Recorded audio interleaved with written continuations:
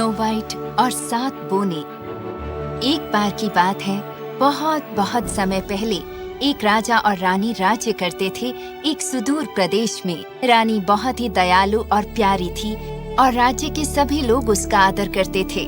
रानी के जीवन में एक ही दुख था कि उसे संतान की इच्छा थी पर उसे न हुई। एक सर्दियों के दिन रानी बैठी थी एक लकड़ी की खिड़की पर और स्वेटर बुन रही थी। अचानक एक खूबसूरत स्नोबर्ड खिड़की पर आ बैठी, रानी को चौंकाते हुए। चिड़िया ने रानी के ध्यान को भटकाया और उसकी उंगली में सुई चुभ गई। खून की एक बूंद बर्फ पर गिरी उसकी खिड़की के बाहर। जब उसने खून की तरफ देखा तो वो एक शिशु के चेहरे में बदल गई। वो हैरान थी और उसने भगवान से कहा, ओह स्नो गॉड, मेरी इच्छा है कि मेरी एक बेटी हो जिसकी त्वचा बर्फ की तरह गोरी हो और होंठ खून की तरह लाल हो और बाल काले काले हो। उसके बाद जल्दी ही रानी गर्भवती हो गई और साथ ही वो बीमार पड़ गई। बहुत से लोगों ने उसका इलाज करने की कोशिश की पर वो ठीक नहीं हुई। मेरे प्रिय, चिंता मत करो, तुम जल्द ही ठीक हो जाओगी। प्लीज उम्मीद मत छोड़ो, भगवान पर भरोसा रखो। हमारा संतान का सपना अब पूरा होने जा रहा है प्रिय। हाँ मेरे प्रिय, मैं उम्मीद करती हूँ कि सब ठीक हो। स्नो गॉड ने हमें आशीर्वाद दी है, कुछ भी खराब नहीं हो सकता है। जल्दी ही बसंत की बहार आई और सब जगह फूल खिलने लगे। जब वे बच्चे के आने की तैयारी कर रहे थे, जैसे जैसे दिन नजदीक आ रहे थे, रानी और ज्यादा बीमार होती गई। एक सुहानी सुबह थी, सूर्य चमक रहा था जैसे उसी दिन ही सर्दियों की सारी बर्फ पिघल जाएगी। रानी ने एक सुंदर बच्ची को जन्म दिया जिसकी त्वचा बर्फ की तरह गोरी थी, होंठ लहू की तरह लाल और बाल कोयले की तरह काले। मेरी रानी, तुमने आज तक का मुझे सबसे बहुमूल्य उपहार दिया है। कृपया मुझे बताओ कि तुम्हें क्या चाहिए, मैं तुम्हारी हर इच्छा पूरी कर दूंगा रानी। आपका धन्यवाद, पर मुझे लगता है कि मैं अपनी बच्ची के साथ ज्यादा वक्त नहीं गुजार पाऊंगी। ओह प्रिय, तुम बर्फ की तरह गोरी हो मेरी बच्ची। तुम्हारा नाम मैं स्नो वाइट रखती हूँ। मुझसे वादा करो महाराज कि आप हमेशा इसका ख्याल रखेंगे और मुझसे वादा कीजिए कि आप फिर से शादी करेंगे और मेरे बिना उदास नहीं महसूस करेंगे। मैं हमेशा उसकी देखभाल करूंगा, किसी भी कीमत पर। रोइए मत मेरे राजा। अलविदा मेरे प्रिय, अलविदा। ओह प्रिय, मुझे प्लीज अकेला छोड़कर मत जाओ।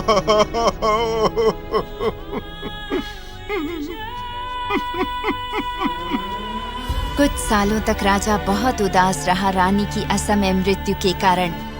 उसने स्वयं स्नो वाइट की देखभाल की, पर ज्यादा समय राजा अपने राज्य के कामों में व्यस्त रहता। उसने महसूस किया कि उसकी बेटी को प्यार भरी देखभाल की जरूरत है, इसलिए उसने दोबारा शादी करने का फैसला किया। नई रानी बहुत खूबसूरत थी, पर उससे कहीं ज्यादा वो बहुत ही जिद्दी और क्रूर स्वभाव की थी।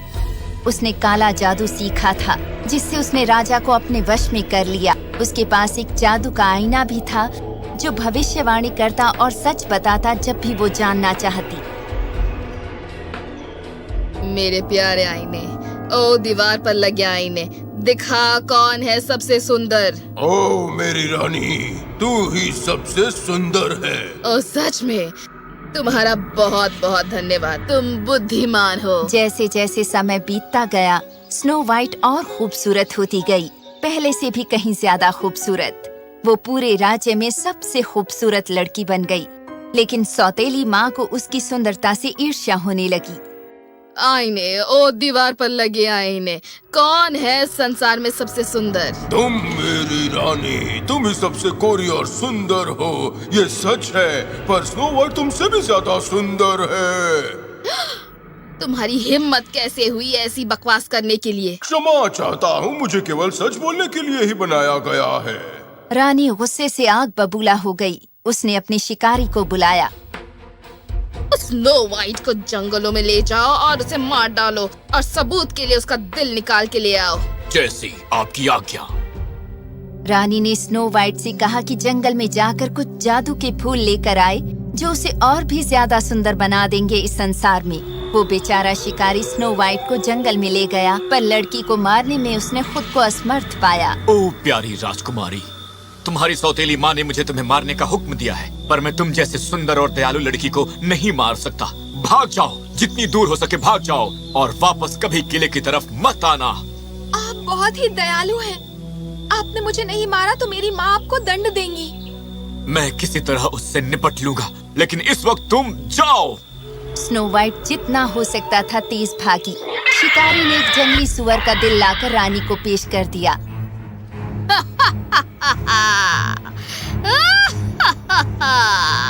अब मैं हूँ सबसे सुंदर। स्नो वाइट उस बड़े से अंधेरे जंगल में अकेली थी और उसे पता नहीं था कि क्या करे और कहाँ जाए। लगता था जैसे वृक्ष आपस में फुसफुसा रहे हों। इसने स्नो वाइट को और भी डरा दिया। वो भागने लगी। वो नुकीले पत्थरों और कांटों पर भागती गई। शाम होते ही कुछ छोटी चिड़ियां उसके गिर्द इकट्ठा होकर उसका स्कार्फ खींचने लगी। उसने महसूस किया कि वे उसे कुछ दिखाना चाहती थीं। वो उन चिड़ियों के पीछे जाने लगी। अचानक उसने एक अजीब सा छोटा सा घर देखा और पनाह के लिए अंदर गई उन चिड़ियों के साथ। घर के अंदर हर चीज छोटी थी पर संवरी हुई। एक छोटे से मेज पर सजा संवरा सफेद मेजपोश बिछा था और 7 छोटी छोटी प्लेटें लगी थीं जिनमें खाना परोसा हुआ था। दीवार से सटे वहाँ 7 छोटे छोटे बिस्तर थे, सब एक कतार में और रजाइयों से ढके हुए। स्नो वाइट को इतनी भूख लगी थी कि उसने कुछ सब्जियां और थोड़ी डबल रोटी खाई हर प्लेट में से और हर छोटे कप से थोड़ा थोड़ा दूध पिया। जंगल में भटकने के बाद वो थक गई थी तो वो एक छोटे बिस्तर पर लेट गई और गहरी नींद में सो गई। अंधेरा होने के बाद उस घर के मालिक 7 बौने घर वापस आए। वे पहाड़ों में सोने की खदानों से सोना निकालते थे। चिड़ियों ने स्नो वाइट को जगाने की कोशिश की पर वो गहरी नींद में थी। जैसे ही वे घर पहुँचे उन्होंने देखा कि वहाँ कोई आया था। ओह, मेरी कुर्सी पर कौन बैठा था? मेरी प्लेट में से खाना किसने खाया? मेरे डबल रोटी किसने खाई? और मेरी सब्जियों में से किसने खाया? मेरे फोक का इस्तेमाल किसने किया? और मेरे प्याले में से किसने पिया? पर 7वें बौने ने जब अपने बिस्तर की तरफ देखा तो पाया कि एक सुंदर लड़की वहाँ सो रही थी।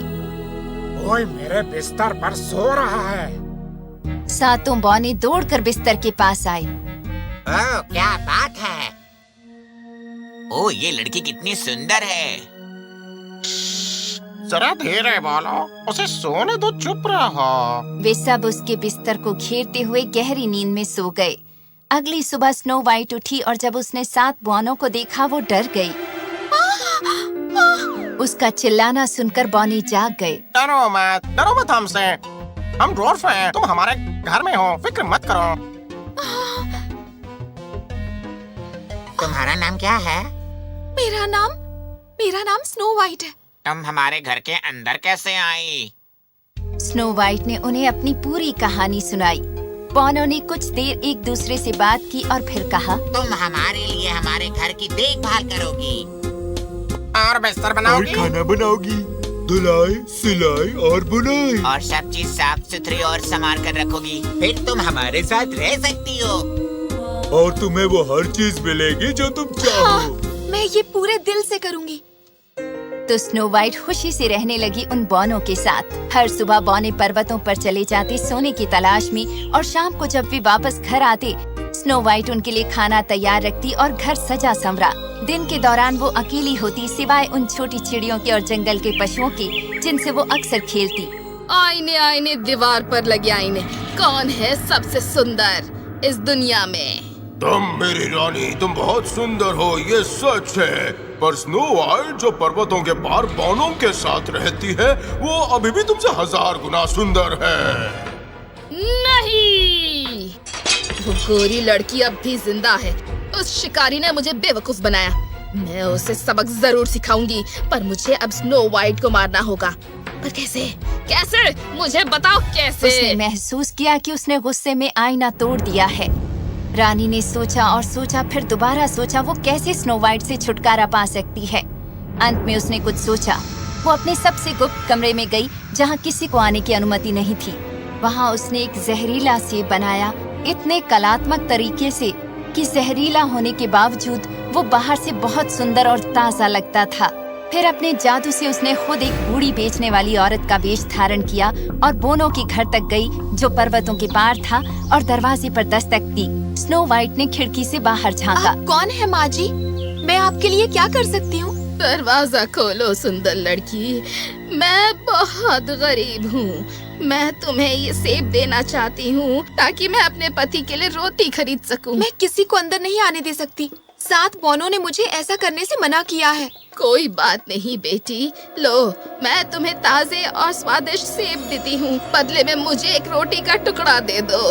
स्नो वाइट ने वो खूबसूरत और चमकते हुए सेब देखे तो खुद को रोक न पाई। वो किचन में गई और एक डबल रोटी ले आई जो उसने ताजा ताजा बनाई थी 7 बोनों के लिए। उसने वो उस बूढ़ी औरत को दे दी और उससे बदले में सेब ले लिए। उसने अपने मुंह में एक नवाला डाला ही था कि वो जमीन पर गिर पड़ी और मर गई। वो दुष्ट रानी अपने असली रूप में वापस बदल गई। बर्फ जैसे सफेद, खून जैसे लाल और काले काले बाल, 7 बौने तुम्हें कभी नहीं जगा सकेंगे। रानी तुरंत वापस भागते हुए महल गई और टूटे हुए आईने के सामने खड़ी हो गई। आईने आईने दीवार पर लगे आईने, कौन है संसार में सबसे सुंदर? आखिर आईने ने वो जवाब दिया जो वो सुनना चाहती थी। तुम मेरी रानी, तुम ही सबसे सुंदर हो। जब शाम को बौने घर लौटे, उन्होंने स्नो वाइट को जमीन पर पड़े पाया। वो बिल्कुल भी सांस नहीं ले रही थी, वो मर चुकी थी। उन्होंने उसे उठाया और उसकी तरफ हसरत भरी नजरों से देखा, उससे बातें की, उसे हिलाया और उस पर रोए, पर कोई फायदा नहीं हुआ। उनकी प्यारी बच्ची मर चुकी थी और मरी ही रही। उन्होंने उसे भूसे के बिस्तर पर लिटाया और 7 उसके गिर्द बैठ गए और 3 दिन तक रोते रहे।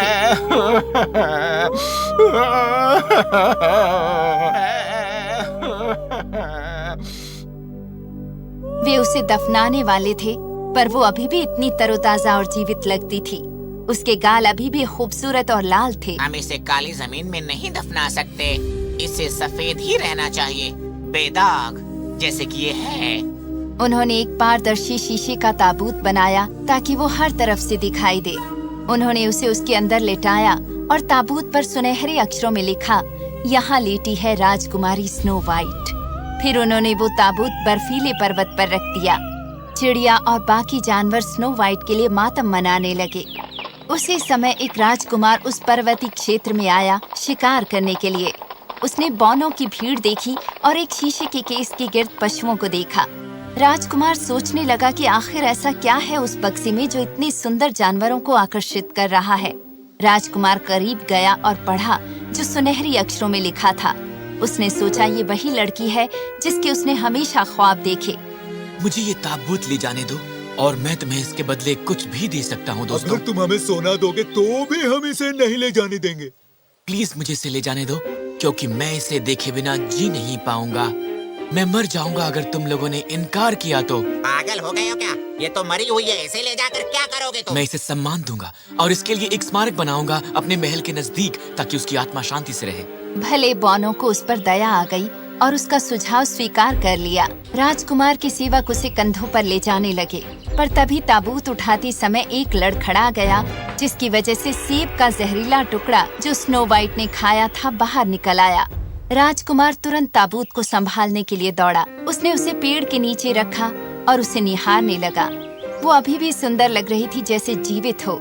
राजकुमार ने उसका माथा चूमा। जैसे ही उसने स्नो वाइट को चूमा, उसने अपनी आंखें खोल दी। स्नो वाइट उठकर बैठ गई और फिर से जीवित हो गई। मुझे तो याद ही नहीं कि मैं कहाँ हूँ। तुम मेरे साथ हो, मैं राजकुमार हूँ। और राजकुमार ने उसे बताया कि क्या हुआ था। ओह, मुझे यकीन नहीं हो रहा। तुमने मुझे रखने का फैसला किया, ये जानते हुए भी कि मैं मर गई हूँ। पर क्यों? तुम ही एकमात्र वो लड़की हो मेरे सपनों की। मैं तुम्हें दुनिया की किसी भी चीज से भी ज्यादा प्रेम करता हूँ। मेरे साथ आओ मेरे महल में। क्या तुम मुझसे विवाह करना चाहोगी और मेरी रानी बनोगी? हाँ राजकुमार, पर मैं पहले अपने पिता से मिलना चाहती हूँ। मैं अपने विवाह में उनका आशीर्वाद चाहती हूँ। पर मैंने सुना है कि तुम्हारे पिता कहीं खो गए हैं और बहुत लंबे समय से वो राज्य में वापस नहीं लौटे। ये जरूर मेरी दुष्ट सौतेली माँ की चाल होगी। कुछ कीजिए ताकि हम उन्हें ढूंढ सकें। ठीक है, तो चलो महल की तरफ चलते हैं और उनकी तलाश करते हैं। तो राजकुमार ने उसके खोए हुए पिता को ढूंढने का फैसला किया। उसने उनका राज्य जीत लिया, उस दुष्ट रानी के किले पर चढ़ाई करके। उन्होंने उसका गुप्त कमरा खोजा जहाँ स्नो वाइट के पिता कैद थे। उन्होंने राजा को आजाद किया। दूसरी ओर जब रानी ने राजा को जेल से रिहा होते देखा, राजा और बाकी लोगों के गुस्से के डर से वो राज्य से भाग गई और फिर कभी नहीं देखी गई। राजा ने महल के दरबार में अपनी बेटी के विवाह का ऐलान किया। स्नो वाइट की शादी बहुत धूमधाम से हुई। उसके बाद सब हमेशा राजी खुशी रहने लगे।